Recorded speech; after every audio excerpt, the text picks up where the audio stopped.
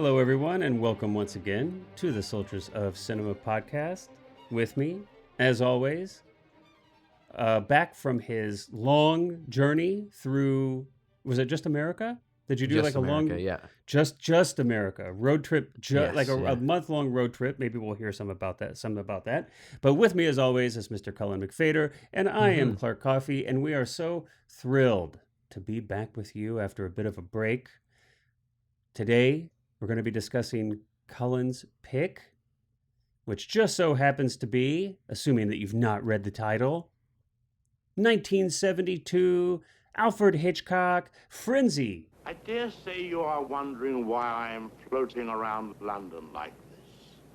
I am on the famous Thames River, investigating a murder.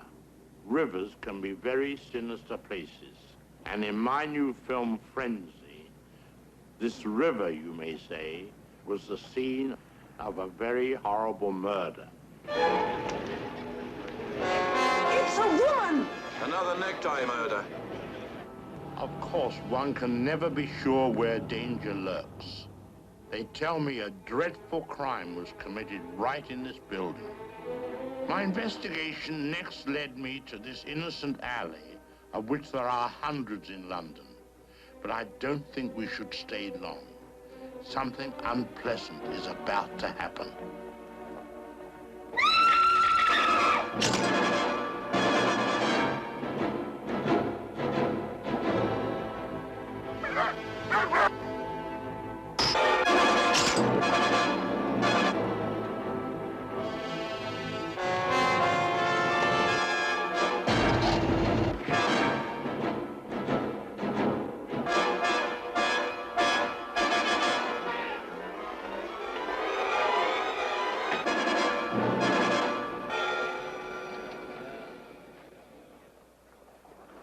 Here is the scene of another horrible murder.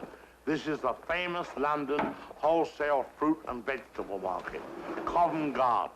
Here you may buy the fruits of evil and the horrors of vegetables.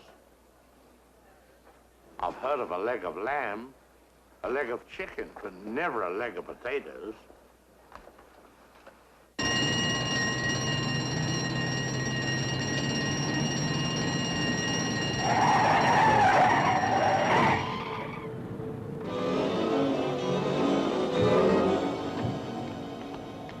Here, what's wrong? Look, she's wearing my tie.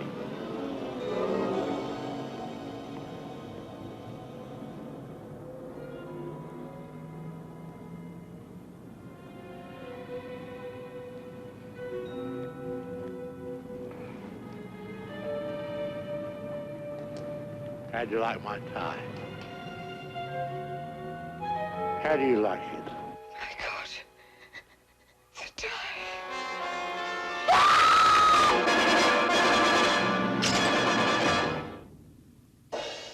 What an Yes. interesting selection. This Yeah. came out of nowhere. I totally wasn't expecting this one, man. And I haven't seen this movie in forever. So I was like, okay, this is going to be interesting. I can't remember too much of this film. Unique pick. I'm excited to discuss it. hmm I was totally caught off guard by this one. It's a good selection, dude. Well, I thought, yeah, I think it's no secret that I'm a big Hitchcock fan. I mean, I think when Yep. we did ages ago, we did an episode on kind of what got us into movies, and one of the things that Right. I said was that growing up, my dad used to always show me Hitchcock movies and things like that, and so I always sort of saw them as almost contemporary movies. I think I was too young to kind of figure out that they weren't made today. Yeah. So I think I just Sure. thought that he was a very interesting stylistic kind of director. Yeah, Um, that's like me. That's like me with the '50s War of the Worlds. I'm watching that mhm, when I'm like yeah. 6, and I'm like, I have no idea that this wasn't made like last year. Yeah, Doo-doo-doo. exactly. Yeah, and it kind of removes some of that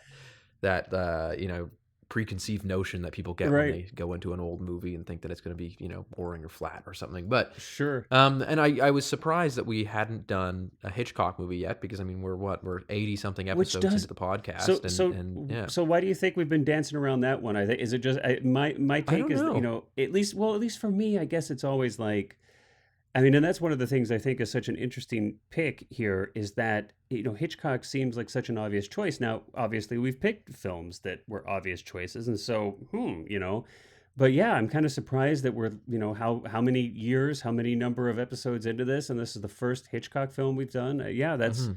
I was shocked when you told me that. I was like, wait a minute, surely we've done a Hitchcock film before, but Yeah, we yeah. haven't. I Yeah. mean, I'm sure And we've here talked you about them picked plenty Frenzy. because I think Yeah. the even when we did the episode on Daylight Again, the movie that I did, Hmm. I talked about how much influence Hitchcock had on that.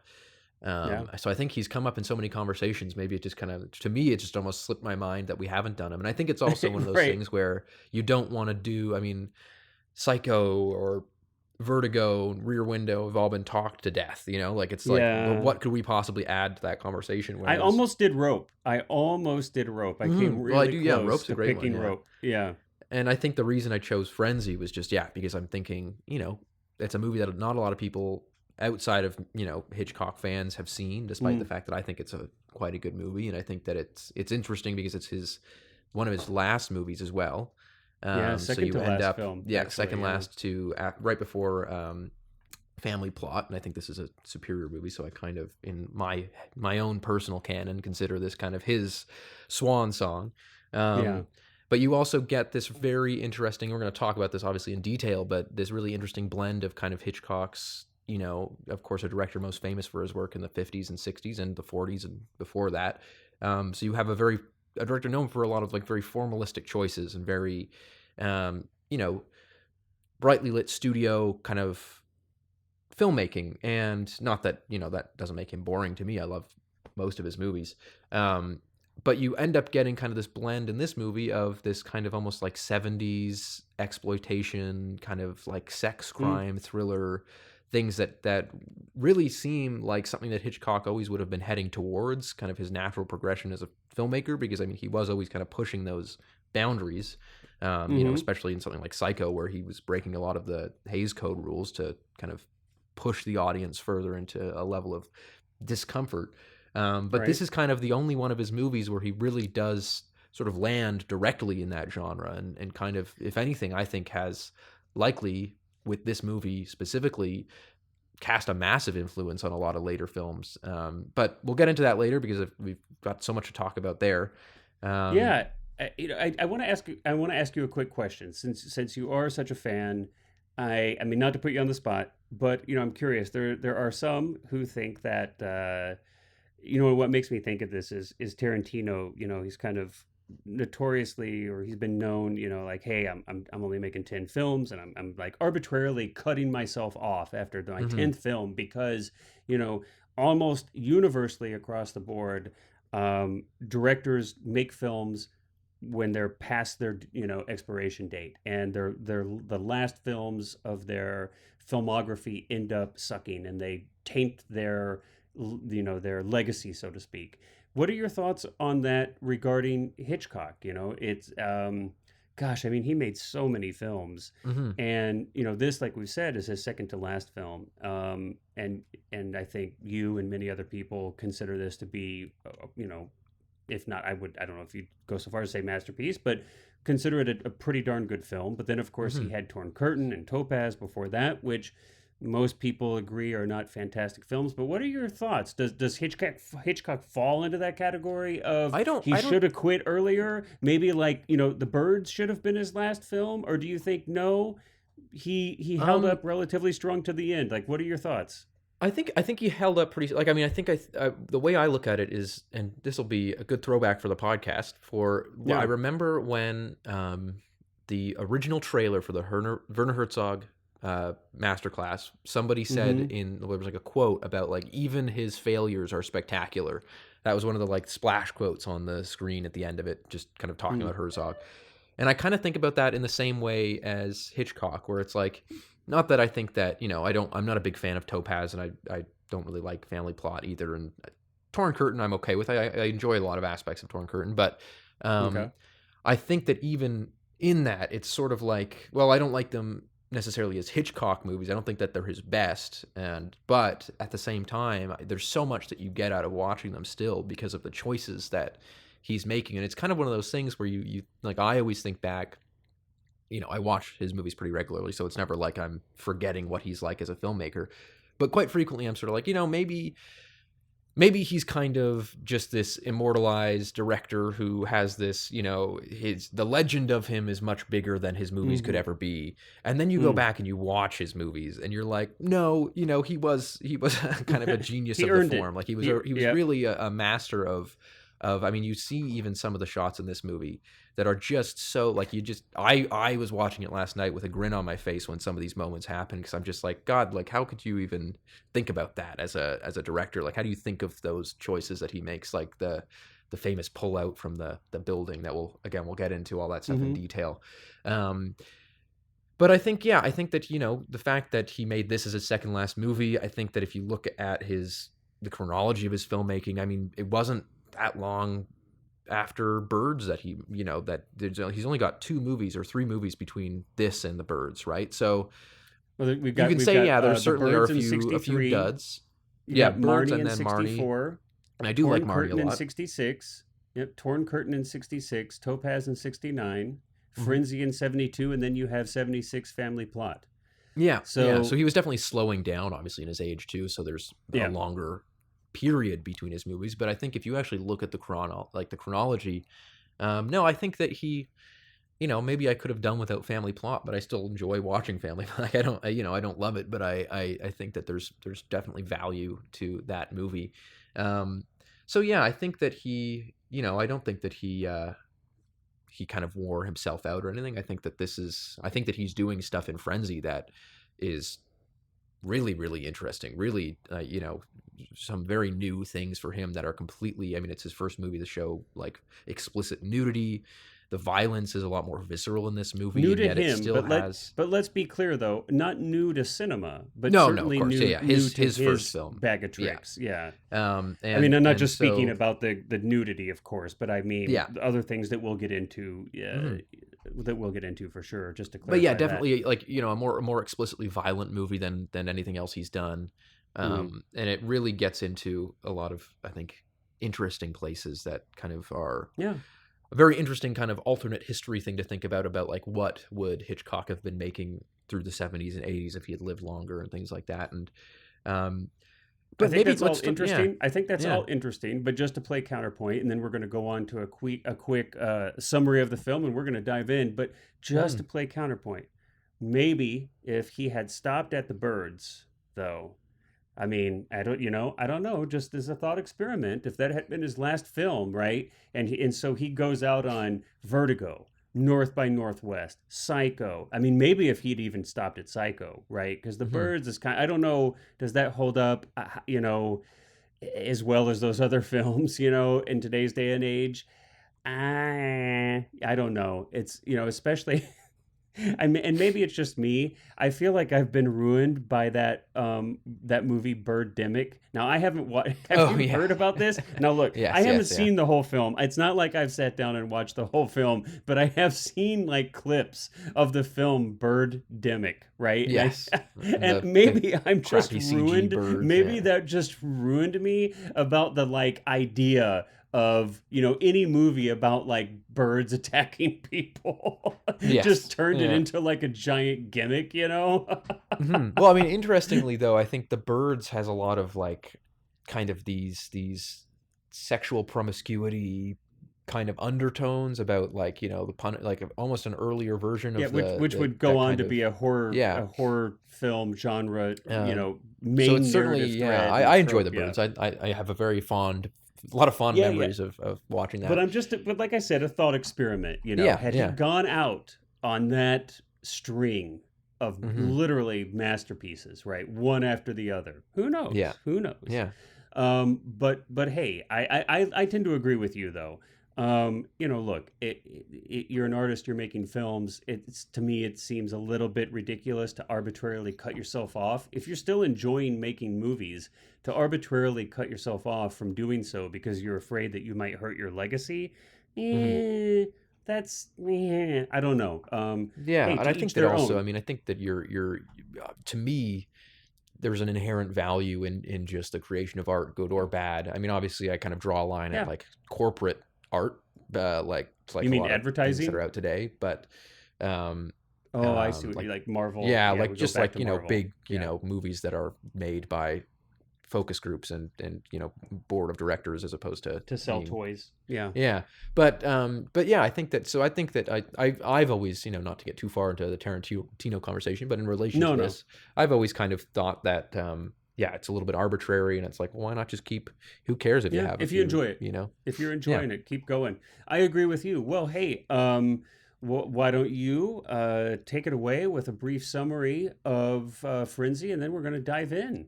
Yeah. Okay. So, I mean, this is a very classically Hitchcock plot. There's a reason that people kind of described it as his return to kind of like the murder thriller suspense genre after doing kind of political movies for the last Mm. two. I think he'd done were kind of more about like political thrillers and intrigue. But yeah, basically, it's about this guy named Richard who's let off from his job. He's kind of a bartender, and his boss is a little bit, kind of hard on him because he drinks, but he says that he always pays, gets laid I love off. this bar. I love this boss, by the way.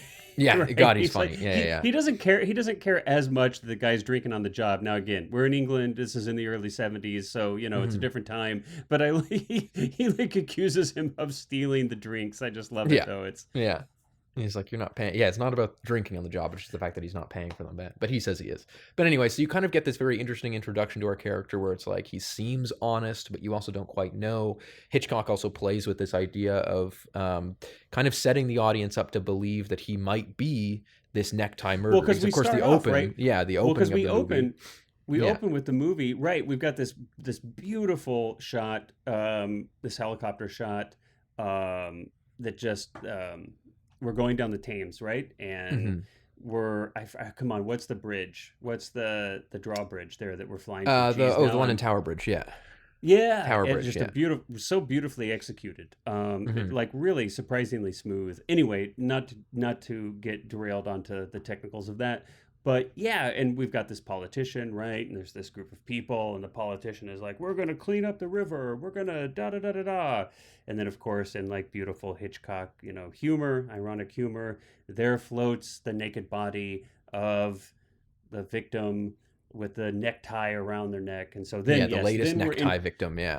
And he So does we're something really right off the brilliant, which is bat. that they mention the tie, and then it cuts immediately to our character Richard putting on w- his tie, and so it's kind of this Our like first subtle red herring. implication of yeah, exactly, these red herrings of, is he really the killer? Um, he gets laid off. He has a friend, Bob Rusk, who is kind of offering to help him out and gives Well, him now a let's not forget Richard's friend at the oh yes, bar Richard's friend who Babs, yeah, defends who's his kind of honor. yep, Babs is the barmaid there. She defends his hmm honor. yeah, Um, and they were kind of but having a anyway, little bit of she'll a come into. relationship. Yes, I would say they are. Yeah, and so Anyway, then we sorry, get sorry. yeah, so we're introducing these cast of characters. There's Bob Rusk, his friend. Babs is his barmaid friend, who's kind of seeing. Um, his Now, ex-wife. I'm Now I'm curious though. Let me stop you there for a second. When we're introduced to Bob, right? Is it Bob? Mhm. And Yeah, Bob Rusk. Yeah. Bob Rusk. Now Bob Rusk is going to end up. Now look, this is obviously where this recap is like we're not trying to explain every aspect of the film. It's like if you've seen it, but it's been a long time. We're hoping this kind of jogs your memory. If you've not seen it and you just don't want to see it, we're trying to give you enough information that you could kind of follow along with the rest of our conversation. Although you should definitely go see it. Mhm. But Bob Rusk, played by Barry Foster. Um, I'm curious what your thoughts were. So yeah, so our hero, or maybe not our hero, or the killer, we don't know yet. But he's introduced. His lady's introduced. He gets fired. He goes across the street to hang out with his buddy Bob. And were you almost thrown off by how generous Bob was, right? Like, I mean, right off the bat, right? He's like, "Hey, let me give you some money. Let me give you some food. Let me da da da. Yeah, If you here's a need tip on a anything, horse that is if gonna you need, win. yeah, Yeah. and here's a tip on a horse. And if you need anything, I can do it all. Like, what do you need? Here, let me give you my jacket. Here, do you need some fresh undies? I'll take mine off and give him like, Mhm. it's like, I mean, was it just me? Am I just too sadly cynical and skeptical in this modern era where I just would never ever assume that somebody would be that overwhelmingly nice and generous? But to Mhm. me, like right off the bat, I'm like, oh hell, this is not good. Was it just Yeah. me? Did you have that No, feeling? I could totally understand. And I think that Hitchcock is trying to not, he's not necessarily being too subtle with that too, where it's like you then later find out because, our Richard's ex-wife she's kind of like a matchmaker in a way, and that's her Oh yeah. So business. And so so yeah. that's right. So our man Richard gets fired. He go get some grapes and a tip on a horse from his buddy Bob, working at the vegetable distribution Yeah, warehouse or he's like a something. I fruit or guess vegetable distributor, he's yeah. in the. I'm in the import export business, baby. Potatoes, Yeah. Art carrots. Anyway, Vandelay. yeah. I forgot that. That'll always make me laugh. That will always make me laugh, man. And anyway, yes, Art Vandelay, Importer exporter. importer exporter. Okay. Before I get way off track here, I am in a distractible mood this morning. So okay, yeah, and so he's gonna pay a visit to his ex-wife, and you're right. She runs his ex-wife runs this matchmaker business, which I didn't Hmm. even know they had back then, but Hmm. clearly they did. Um, I think of this as like a modern thing with apps and stuff, but yeah, I get this actually existed back then. So she runs a matchmaking business. He goes in, and they kind of have a little bit of not a fight, argument, kind of. You They can raise their tell that voices, yeah. you can tell their 10 years of marriage must have been a wonderful harmony. But being sarcastic, but Hmm. anyway. But and so yeah, they kind of have a bit of an argument there, and then you're supposed to take over there. You're supposed to Oh, jump well, the in, key Cullen. is It's the that back and forth her thing. secretary, yes, of course, yeah, tossing it back to me. The key, of course, is that her secretary hears them arguing. And then, Right. unbeknownst to the secretary, the next day, Bob Rusk, our main character, Richard's friend, who offered him all this great stuff, comes in and is basically turned away by Brenda, the matchmaker and our main character's ex-wife, because We he don't have previously women like applied and he that. had you had sexual proclivities that were gauche, I suppose. And so What do they say? Yeah, it's like he's it's like, yeah, kind of he's, funny the language they use. It's psychosexual, like we don't yeah. we don't we don't have clientele with proclivities in that. Mm, I don't know. It's very British. I department. can't. In Yeah. Um, proclivities in that department. Yeah. and so he And of gets, course, it's not of course, specific. It's not specific, but we do yeah. get the idea. Our imaginations are let to run wild as to what those proclivities may be. Hmm. And another key here is that the secretary is out at this moment. She's not in. So Right. Of course. we then see the first murder of the film on camera, and we get Which Bob is Rusk super murders. uncomfortable. Yeah, very, very. It's actually quite, again, very It is visceral. not. This is not a pleasant viewing experience at all. Yeah, This is. and I was it's very actually pretty. violent. There's nudity. Yep. There's, yeah. Well, but But it's not yes. even. It's not even that it's like. It's not violent in the sense of what we would consider like modern violence, right? Where there's like the thrashing and gnashing and throwing around and And hitting gore or whatever. Yeah. and there's no gore, but it is just almost because it's like in the opposite of this. It's like Hmm. just yeah, it was like very unsettling. I mean, very effective because it's supposed to be. And in watching it, I mean, we're still in the summary here, so I don't want to get too far off. But while we're talking about it, I mean, it was in this scene where I had this very kind of like um, you know, like immediate kind of reaction of like, oh my gosh, this is kind of this feels like a precursor to what horror would become Hmm. pretty soon Yeah, with Texas definitely. Yeah. Chainsaw Massacre and Friday the 13th and Halloween. I felt like we were looking at kind of like some of the genesis of that, or maybe Hmm. it was that he was incorporating, some of where like exploitation films were starting to go in the Hmm. 70s, in the early Yeah. 70s, and he was kind of incorporating some of that. But I was, and it's not that he hasn't done some things like this before. I mean, I think about Psycho and the way that's shot and cut. You can certainly see like a thread here of his technique, shifting. It's not like came out of nowhere, but Hmm. that's kind of where my mind kind of went. I was like, whoa, this seems to kind of point to some of that. Yeah. Where It's you definitely pushing the did you line get a further than sense? he ever Yeah, has. Yeah. yeah. Another key, other than the secretary being absent here too, is that Bob Rusk says right before he murders Brenda that she's his type. That he has this line of saying, you're my type.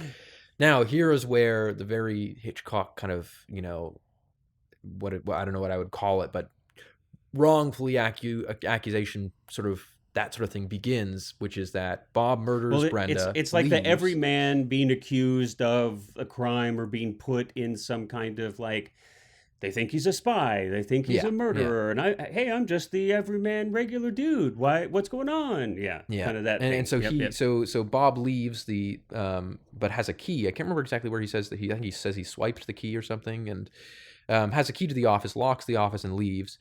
Right as you were probably checking Instagram at that moment. Yes, yeah. Right as Richard Blaney enters the. Oh yes, of course, because he entered. Yeah, Richard Blaney enters. The door is locked. He doesn't see Bob Rusk leave, and then so he turns around and leaves as well.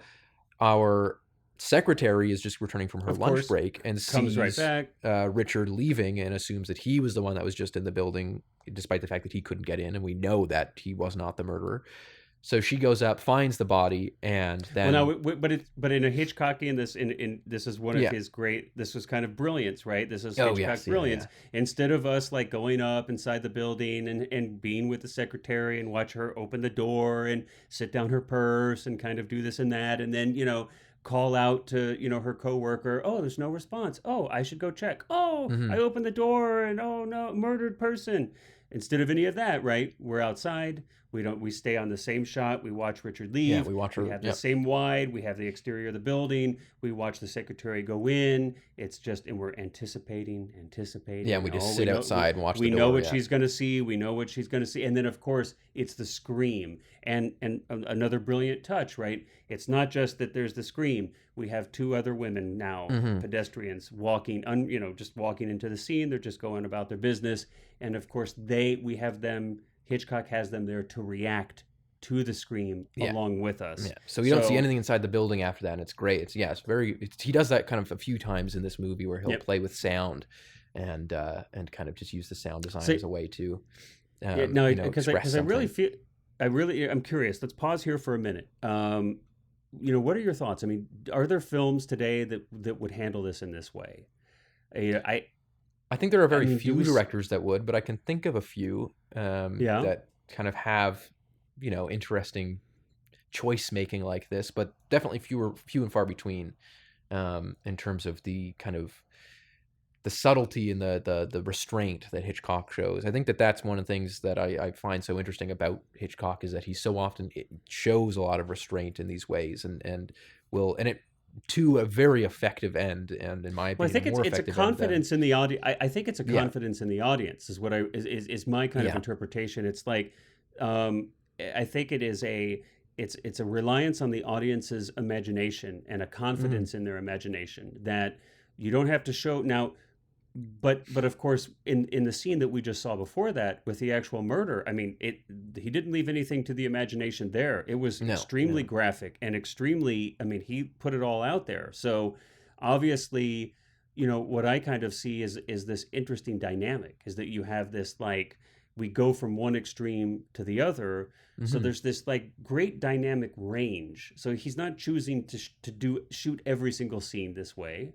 But there's a really interesting dynamic range, almost if you kind of make an analogy to music, right? There's like these very, very like soft lows and then these very dramatic high highs, but there's this huge dramatic range or dynamic range rather, and dramatic range that's what I think is so interesting here. That's what I feel like sometimes I feel lacking in a lot of films. And to be frank, it was probably lacking in films in that era too. So I'm not trying to make that age old, like, today's movies, they just stink. But I just think across the board, we don't see very often, or maybe it's not as much as I would like to see that dynamic range, in ways to approach scenes. Anywho. Well, I also think it engages you in a way that seeing her go, like I can imagine Hitchcock saying, why do we need to see her go up and enter and find the body when we know what she's going to find? And rather, you kind of engage the audience, like you said, in this absolutely imaginative sense of, well, why not put a little flair on this and have it be something that the audience sort of is like the suspense of it also. I mean, you know that she's going to There's go the in there. key. You know that she's There's going the to, you know key. that you're going to find a scream. You're waiting for it. You're Or waiting hear a for it. scream. You're waiting for it. And You're so, waiting yeah, for yeah, it. exactly. You're waiting for it. You're just waiting for it to scream. And I almost like, even when I was watching it last night, I remember thinking to myself, I was like, okay, she's going up the stairs. She's unlocking the door. You see every. She's You going see in the every. main room. And it's Yep. like you don't see any of that though. You're just looking at the entrance of on the street. And so then when we finally get to that scream, you're expecting it, but it's like, you know, it's like letting off a firework or something where it's like, you know, that the bang is coming. Yeah, you're watching the but fuse. You're just watching the anticipating fuse. exactly. Yeah. You nailed it. You nailed it. Anyway, it's something that stands out to me consistently with Hitchcock's work. Of course, I'm not. There's nothing, revelatory there, of course. But okay. Yeah. Yes. So I mean, now, yeah, to briefly summarize too, and just kind of like, we don't have to go through obviously the details of everything, but essentially the movie Every then shot, every becomes shot. about Richard Blaney trying to evade police because the secretary, of course, is, understandably says he was here yesterday, he was yelling, and they got into a row, and now, he's obviously the murderer, and so we've got this very interesting thing where Richard Blaney has to kind of profess his innocence to everyone that he sees, and needs to get help from people. And Babs specifically, she believes that he's innocent as well, because there's she says there's no way that he could have been there. And then we find out, of course, we've already known this, but Bob Rusk is of course kind of egging him on and playing him as a fool, because we don't know, or the character doesn't know, that Bob Rusk is of course the killer. And Right. so you just have this very interesting kind of dynamic of this innocent man who's charged with something, but that also allows the killer to kind of take a little bit more of a, have a little bit more freedom with what he's doing, because he's like, oh, they're off looking for this other guy, and let's just pause for a minute in this. It's interesting to me that Richard, the innocent character, I mean, he's not portrayed as a great guy at all. No. He's I mean, really, he's kind of about like a roustabout, like just, I mean, he's like not got a job, or he barely had a job whenever we see him. Now he's fired. He doesn't have any money. He's like, he's pitches a fit with his Kind of belligerent, ex-wife at her place of business, totally disrespecting her and her work and her business. Then somehow, I don't know how or why, she's kind enough to invite him to dinner, and he's an ass there at dinner, and he's literally like breaking glassware. I mean, it's like, he's just not really a great dude, really. But he's also not a horrible dude. He's just a dude. But it's just interesting. I just wanted to pause for a minute, because I think a lot of times in movies, right, where you have this character set up, right, the whole premise is like, oh, it's like unjustly, this character is going to be unjustly seen as guilty, and da da da da da. That we often like kind of have this character, okay, well, we really have to like this character, like really has to be a likable person, but it's not the case here. Not the case here at all. Sorry, I just wanted to interject. No, I mean, yeah, I think that is a really good point, that he's not a particularly, I mean, he's not an unlikable character, but he's very much an everyman. He's flawed, and he's not very polite. Again, as you said, he's kind of belligerent, and he drinks a lot, and so he's definitely not someone that you're kind of almost constantly saying like, okay, well, maybe just be a little bit kinder to people, and maybe they help you out. But yeah, so sure. the movie goes on with that, and then eventually he is actually found and arrested, and Babs is also killed. That's a greght scene too. Well, we should talk about and how he's arrested, of course, is pretty interesting, right? I mean, yeah. Now we kind of revisit this, right? So because he goes to Bob for help. Bob's like, hey, you could stay at my place, and just as like slick and smooth and as generous as they come. Here, yeah, have a few drinks, make yourself at home, have a blast, do whatever you want. And of course, he's gone, and he's called the cops on his buddy. So, and also put all the evidence in his own bag, so that the purse and the shoes and all that. And, and so that's when he, of course, realized that Bob is actually the killer, because Babs. But I do actually want to discuss too the murder of Babs, which is just, I think, a fantastic, like, so Hitchcock, and you can just see where someone like De Palma would totally pull from that. I But feel we've like this got could be you could take this film and you could take the scene and just plop it right into a De Palma yeah, film, and yeah. you would just be like, yep, boom, De So Palma, we've got absolutely. we've got Babs runs into Bob Rusk, and he sort of says, well, hey, you guys are running off to Paris tomorrow, why don't you come and stay with me tonight? Hey, I'm the Well, nicest dude in yeah, the I'm the nicest guy, world. yeah, I'll give you a nice Hey, what do room. you need? And Take my so they place. Here's my room. yeah, here's some booze for you. So they end up going back to his place, and it's all in one shot. We see them walking up the stairs, shot in studio, and I put that out for a very specific reason. But yeah, so they're shot in studio. They're walking up the stairs. They go into his place, and the last thing we hear is Bob Rusk say to Babs, he says, you're actually kind of my type," and like that line that he said to Brenda It's earlier. so And then they go in, they close the door, and we pull out. The camera pulls back from the it's door. so cringy. It's so It's very cringy, yeah. cringy.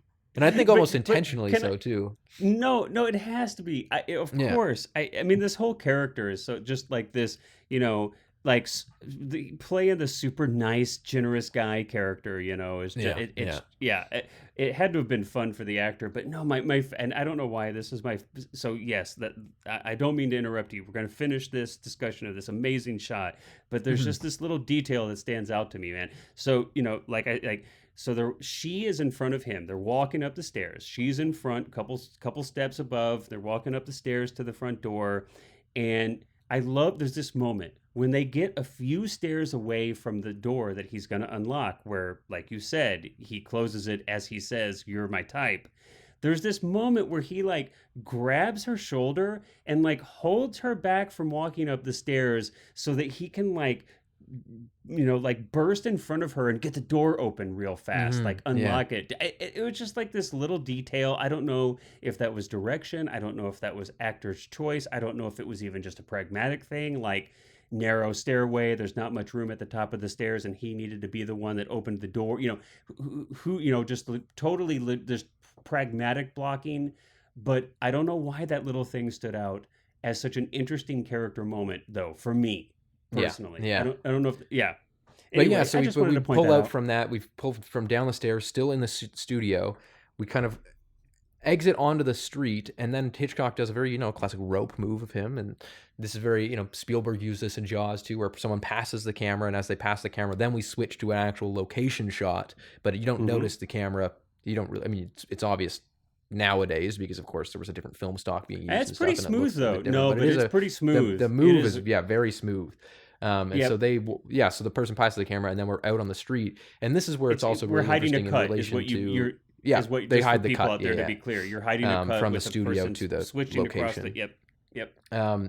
But if we actually, kind of contrasting with the discovery of Brenda's body, you almost expect as we pull out on the street and we see all these people passing to hear a scream or something like that, but nothing happens. It just stays completely silent. We just see the people walking by on the street, completely unaware that there's a murder going on silent. above them. I want to add to this. It's not that it's completely silent. I think this is an important thing to mention real quickly about selling that cut, that hidden cut, is the sound design. Oh, because yes. as we're moving backwards down the stairs, and the stairs, we're like having to kind of spiral around. They're not spiral stairs, but it's like the back and forth. Yeah, there's like a kind of, landing at the top that kind of goes left. Yeah. So we're kind of like sweeping around that. We're coming down as we get close to the entrance to the building, we hear all the hustle and bustle of outside, right? We start to hear people talking. We hear cars. We hear traffic, like all these things happening. And so I really feel it's that sound, of course. And then as we exit the building entrance and we're out on the street, that's what really sells that hidden cut. Yeah.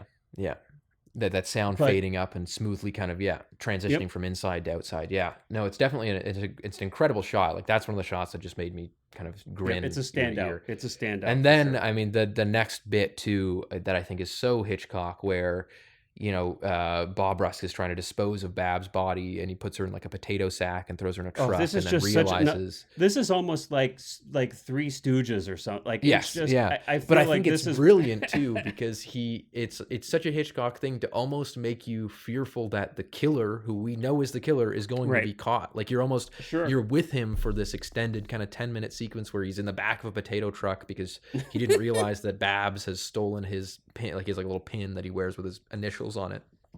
Well, it's his tie pin. Let's make it tie clear pin, that it's specifically a tie pin. Yes. So Yeah. And with he his always takes initial it off on it. before and so so he realized, he dumps her body, he comes back to his little flat, realizes that the pin is gone and it can only be on her body, so he goes back in, kind of climbs into the potato truck drives off, and then we get this great scene of him having to dig through the potatoes. Someone pulls over to tell the truck driver that his the back of his truck is open and that he's got to close it. So you have all these little moments where it's like you think, oh God, is he going to be caught? And then you kind of think to yourself like, well, wait, why am I almost rooting for the killer in this instance? But Hitchcock does he just has such great skill at putting you in the mind of the killer in this one scene, and sort of understanding it's even the moment that he realizes. Yeah. It's even the moment he realizes that the pin is gone. Yes, yeah. I mean, we're frankly, we're immediately almost like in, even though you're right, like we're sympathizing with him, with the killer, and we're putting ourselves in that position. And I mean, it's like literally immediately, right? Mm-hmm. He's going through all of his murder victim's clothes. He's like looking all over the house. He's like, oh, then we have this realization it's in the potato truck. He's got to go back over there. And you're right. Hitchcock does this brilliantly. And now for the next, like you said, 10 plus minutes, it's this extended scene where he's trying to retrieve this tie pin, even with, the rigor mortis that's set in to her hand. And he has to like Break by her one, fingers, yeah. break the fingers, one by one. I mean, Hitchcock just lingers on this and lingers on and this. The sound of the the cracking. Of the cracking finger. Yes, yes. No, it's so quite brilliant. It's really, but there is it's humor really great, there too, though. Yeah. Oh yeah, he plays it. There's definitely like a element of, just like you said, this Three Stooges, where he's being tossed around in the back of this truck and potatoes everywhere, and he's filthy by the time he gets out. Potatoes are flying out. Yep. And so then, of course, we wrap up with the film. Our main character gets sentenced to prison for the murders, and then what are your thoughts on this? Like, I'm curious. So yeah, so he's right. So he's, ultimately he's, now it's two women who were known to Richard. It's like, there's no way this is coincidence. He's clearly the murderer. I mean, he was the found secretary with the his bag, pointed him out. He's found with the murder victim's stuff in his bag. I mean, it's, case closed kind of thing. But it's interesting. It's just like such a quick cut in time. I mean, Hitchcock doesn't waste any time. I feel like this is a thing, like a lot of movies would spend some time like, oh, okay, we've got our lead is erroneously, accused of this horrible crime. He's got to like sit in jail and await his trial. And now he's the trial and he's like defending himself. And, oh no, I'm innocent. I swear, or would it be like, we'd spend at least. Yeah. And he even like, calls out, he says it's Bob Rusk. He's the real killer. But I mean, but I just mean the efficiency with which this is literally like, there's literally one scene, which is like one camera angle where we're outside the door of the courtroom. We hear hardly any of it, and it's all we see is like the judge is convicting him, and you're right, and he at these kind of like is kind of yelling, like, it was this other guy, it was Bob, and now since I've been convicted of murder, I might as well go ahead and actually do it. I'm gonna find him and kill him. But it's interesting the way, like the efficiency with which this whole moment of time, right, in the story is just kind of condensed into this one, maybe like 45 second shot. Really it's quick not even montage almost, we don't even have it's just extremely quick. But it was just kind of interesting to kind of compare that to different ways that different filmmakers might handle that. I just feel like, oh boy, a lot of other films would have spent time on that and would have tried to milk it, basically, right? Yeah. Would have. Well, and there's there's this really brilliant kind of thing too with it that, we really waste. You barely even see him in prison. Like, he almost immediately kind of fakes his injury or gets really injured, but intentionally injures himself so he can go to the hospital. But then another thing that I think is just fantastic is that there's this kind of repeating dynamic between the chief inspector and his wife, where he kind of keeps uncovering, these we haven't talked about this clues. At all. We got to talk about this. So there's this funny little running gag with the chief inspector and his throughout wife, the whole where she movie, keeps making him these like very adventurous meals of like this fish stew that has all these like squids and fish things like that. And heads, especially back in the pig's the feet. 70s in Britain, this would have been like who's Dude, heard I of don't it. know about 70s in Britain. Like right now, I don't want fish head and Yeah, pig's true. feet. Yeah, Like pig's feet. I Yeah, mean, yeah. look, 2024, I don't want to be eating Although, hey, that. No, those thank you. Cornish hens I thought looked pretty good. Or the duck or whatever it was. Those little No, but the little whole tiny point was duck. that it was like It was no so food. tough. It was Yeah, it like the was. size of like it was tiny. No, There was, yeah, thank you for bringing this up because like during the whole, right. So during this whole, all the shenanigans that are going on here, you've got this like great interaction where the chief inspector, Timothy Oxford, played by Alec McGowan, and his wife, which is played by Vivian Merchant, Mhm.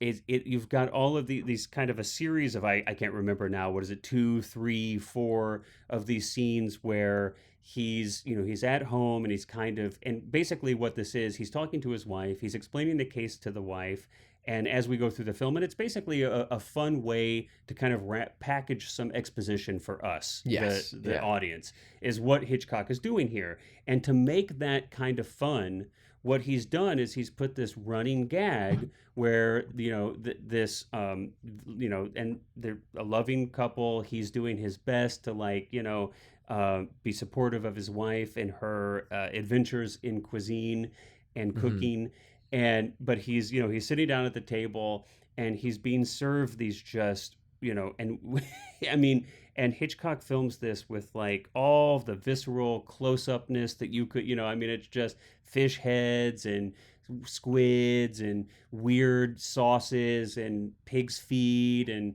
but there's just this running gag of him having to like not being able to eat at the end of a long day while he's explaining the case to his wife. Mhm. And I don't know, I just And his found wife that almost keeps like so revealing these clues for him, almost like thinking of it in a completely yep, different way.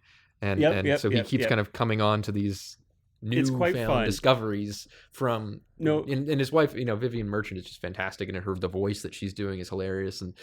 But so we end up having this great, kind of the final moment of that well, is and it's interesting to point out. I just want to point out too that the police are not, look, they're not shown as incompetent. They're not shown as like bad guys. They're not mhm, trying to, like, they really are trying to catch the right guy. And I mean, even going so far as, this is something I feel like almost an innocence of that era, or maybe it's a cultural difference between how police are generally viewed in England versus in the United States.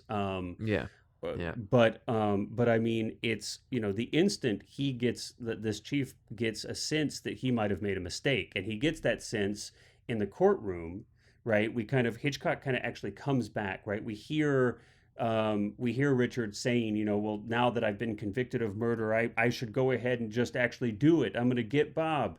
Hitchcock kind of brings us back to now mhm, the chief is, we focus on the chief. He's in the courtroom. So we've kind of have this little flashback kind of deal. And he's replaying that in his mind, or he's like paying attention. And we kind of see the light bulb go on in his mind of like, whoa, hey, maybe there's something, maybe we got the wrong guy. And yeah, so he actually is really determined to get to the bottom of that, to figure it out. yes, yeah. Yeah, and so there's these great, and then you have this great kind of ending where of course Richard goes to Bob's place to kill him and take revenge after he kind of breaks out of the prison hospital Right. and gets there, and you think again this one kind of final red herring where he gets in and there's a dead body in there, a new victim, and right Well, as but what as we think though, all we see is the blonde hair, which of course yes, is yeah, our man Bob has this beautiful, very blonde head of hair, and so yeah, that's all we see sticking out of the bed. And so Richard walks up to him with the with the crowbar, tire iron, yeah, whack, yeah, or tire iron. I mean, yeah, whack, whack, whack, and then the arm falls, and it's clearly the arm of a woman. And he's hmm, like, and we're like, now he really has murdered someone. yeah, Oh yeah. But no. then we And see, of then course, the tie around the neck, yeah, in walks in Chief the Inspector Timothy inspector, Oxford. yeah. Oh no, no, no. Oh, but wait.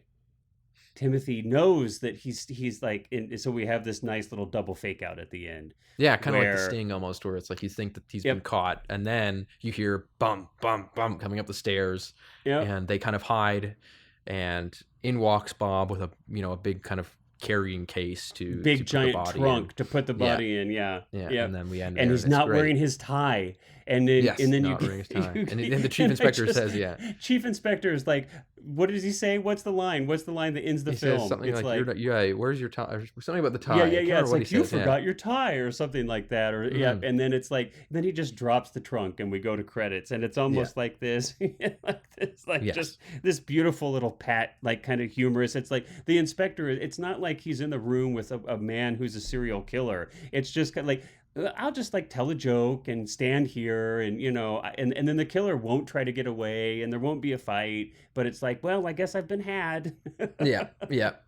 No, I it's love great. it though. It No, I'm not reminds me making fun honestly of of it. kind of the ending of the original taking of Pelham 123, when you have Ah, the guy has the cold and he sneezes right at the end, and then of course the detective kind of opens his yep, door yep, again yep, and looks in. It's yep, like, yep, I yep. gotcha. It's Um, beautiful, which is beautiful. but I Yeah, think, and I no, and think that I'm that not making humor fun is of it. really what separates Hitchcock from so many other, not only horror and thriller and suspense filmmakers, but just that, like, he just Yeah, has this great way of infusing. And even though, again, the tone seems like it wouldn't fit, he really does kind of make it, it works in every instance, yeah, in it this one at works. least.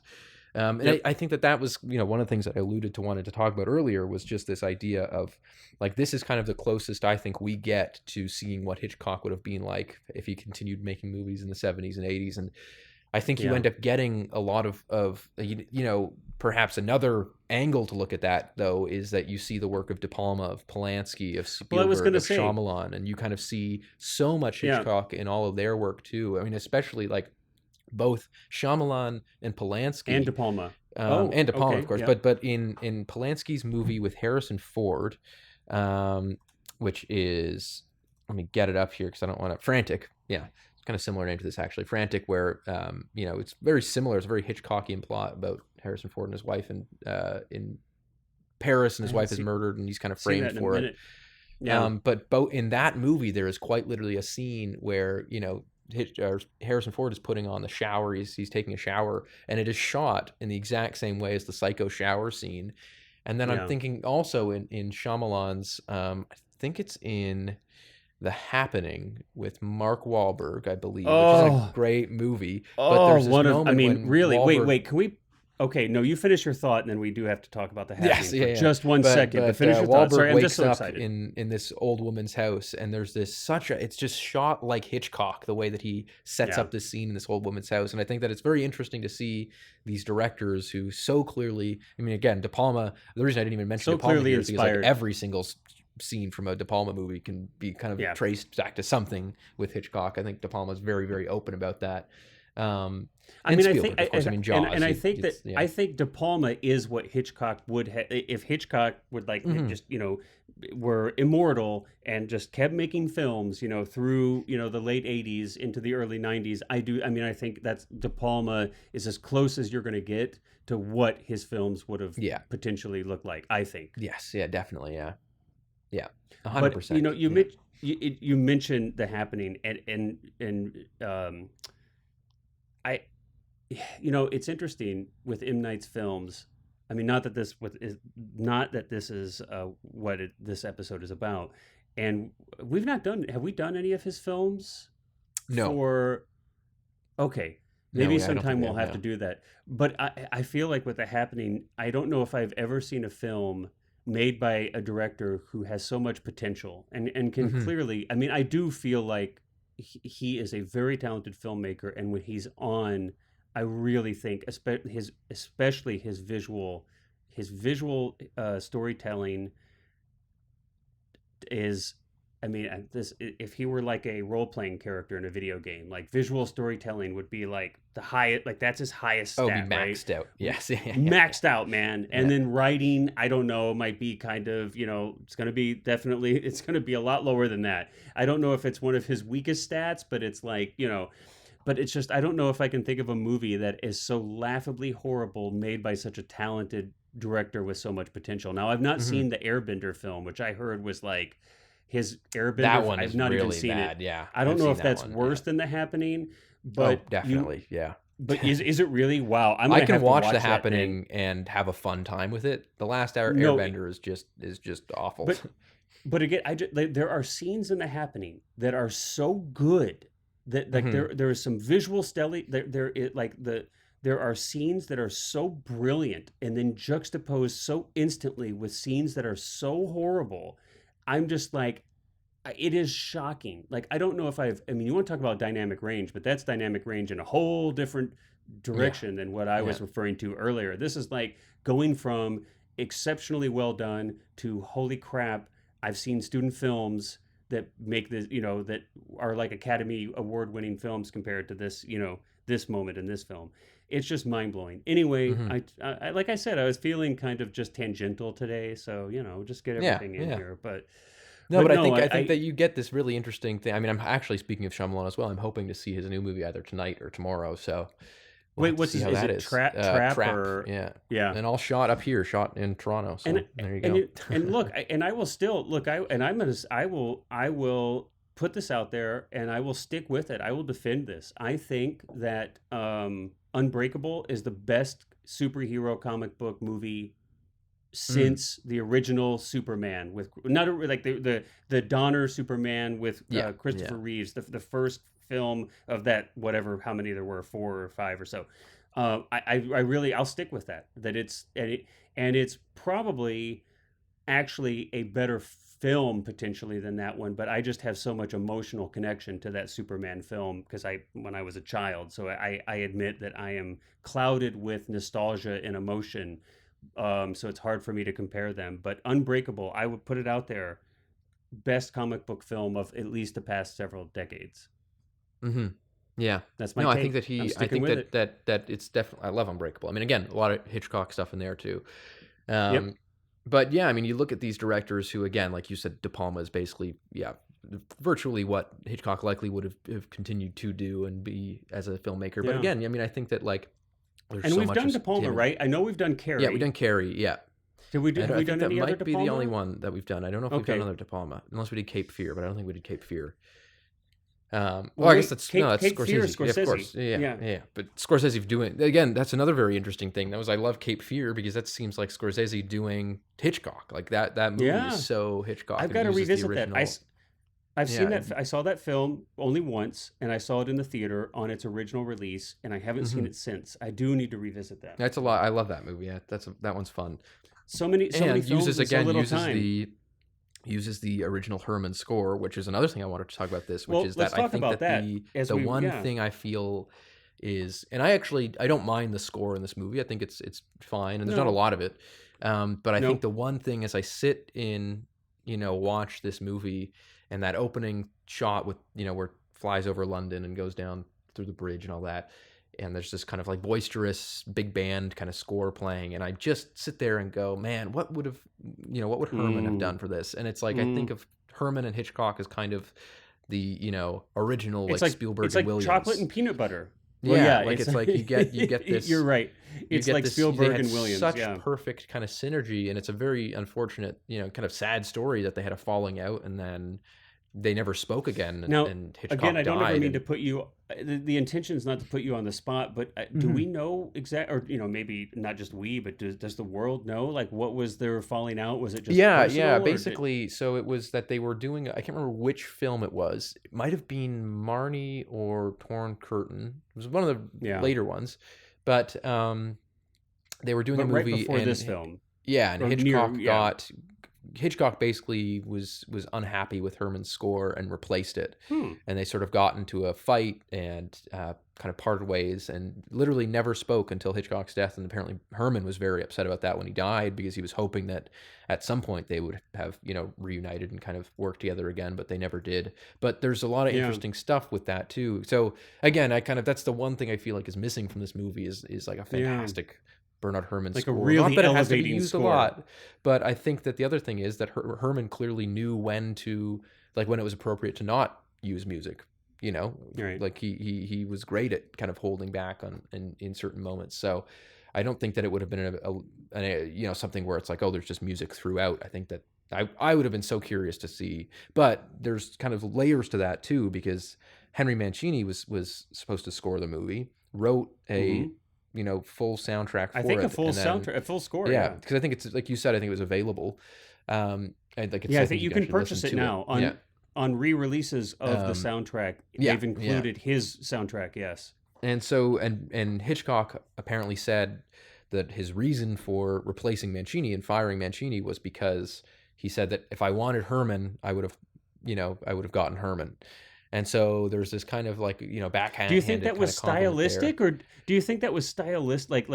Like Hitchcock is saying, look, because this I think happens, right? I think his kind of accusation or was was that it he was personal? mentioned he was trying to. Yeah, who Did knows? something personal happen between those two men where and so his like rejection of a similar sounding soundtrack was more kind of personal, like I'm pissed at Herman and I don't want anything that even sounds Yeah, like I don't him want to because it hear his reminds music. me Yeah, of yeah. it reminds me of him. Or was it like, because look, you get to a point, right? I mean, how many, especially let's take Williams or Herman.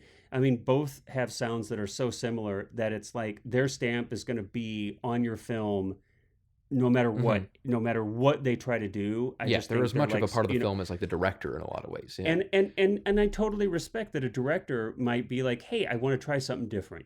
This is a different type of film, or I want to try to go a different direction. And if I continue to use you, I know that it's going to be in this certain space of a soundtrack, and I don't, I really want to go somewhere different. I can certainly see how that could be potentially, obviously that could get personal, right? If you've worked with somebody for a long time and one of them says, hey, I don't want to use you. Yeah, I can certainly see how that might hurt, I guess, Yeah, right? yeah. And so I think, so then in the end, Ron Goodwin So if wrote you the ever come to score. me and say, I want a new co-host for the Yes. podcast, I will be very Well, hurt, dude. The way If that you I wanna would go in do a it if different it was direction. Hitchcock was that because Hitchcock actually fired Herman in front of the orchestra. Like he went in, listened to a recording, and fired him literally, and it was apparently so humiliating for Herman. So you're going to fire me Naturally. while we're recording an episode? While we're recording, I will fire you. I don't know if I have the authority. Not to do if that, I fire but, you first. What if I... exactly.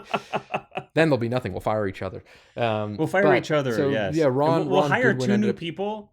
No, Oh, we'll yes. just get, Yes, we'll good get two idea. AIs. We're gonna Yeah. what we'll do is we'll kind of like we'll get two different AIs, and we'll both kind of just each program some parameters in each of the two separate AIs, and we'll just like let the AIs have a conversation for an hour and then just record it and put it out there. And it would be perfect for all the TikTok kids. I mean, they'd love that. That would be exactly what we should do with. I mean, we probably could make so that's much going to money doing happen. that.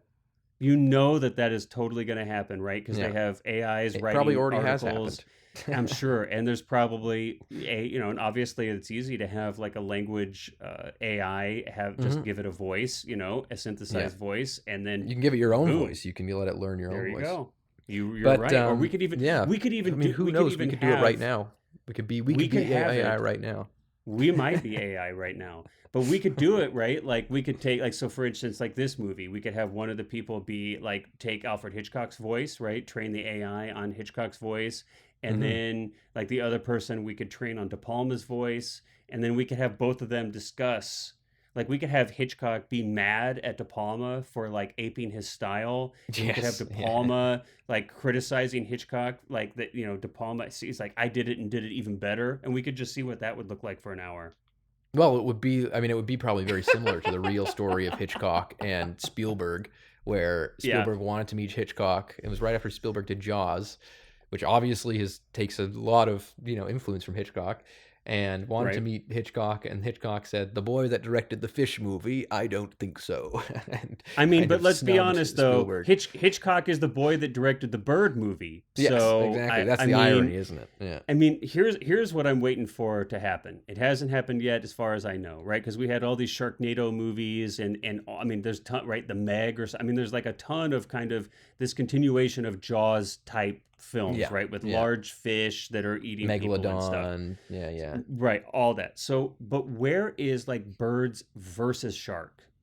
I've not don't seen that. Don't put that into the universe, because I'm sure there's it's probably out someone there. working on it right now. Maybe that person's me, because I mean, we've had like Predator versus Alien, like birds versus shark is, I think that's the next hot thing. Matter of fact, I may need to edit this out because I don't want somebody to steal this idea. It's that good. Or some AI is going to scrub through the episode and listen to it and start generating that too.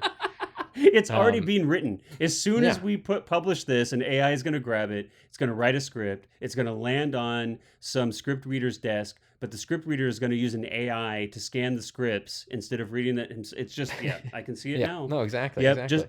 just this will be on Netflix in 2026. Yeah. But to go to bring it all full I'm circle, sorry. to return to Hitchcock's To frenzy. return to Earth. To return So to yeah, Earth. they ended up he got Ron Goodwin to score it, which again I think is kind of I don't know, it's a bit of a lackluster score. There's a few moments that I actually really like. The one right after It didn't stand out to the my murder, ears, the but first what do I murder. know? There's like a really great kind of creepy sounding little Yeah. cue there, and I like that. So it's not all. It's just I a think little that's what bit it's called. underwhelming. I think. Creepy sounding little cue. If you go to the Yes. soundtrack, that's Yeah, actually what yeah. the piece is Just titled. look up Yeah. that piece exactly. Yeah. Yeah. But I think it's I like this movie a lot. I think it's all in all a very fun, but also disturbing and It's got a movie great and a good a great beat, and it's easy to dance to. No, yes, exactly. no, Yeah.